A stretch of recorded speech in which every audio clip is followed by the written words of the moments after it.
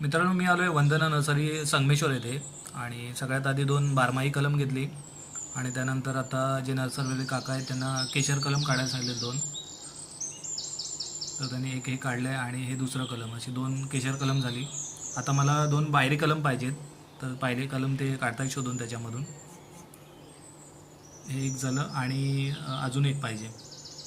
तर अशी 2 पायरी कलम झाली. आत्ता मला एक कोकम कलम पण घ्यायचं आहे, कारण गेल्या वर्षी पण मी एक कोकम कलम लावलं आहे. सो त्याची वाढ काय एवढी चांगली झाली नाही.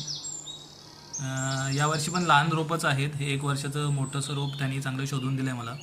आता मला काजू कलम पाहिजेत, तर ते काजू कलम काढतायत. अशी 2 काजू कलम घेतली आणि एक फणस कलम घेतलं.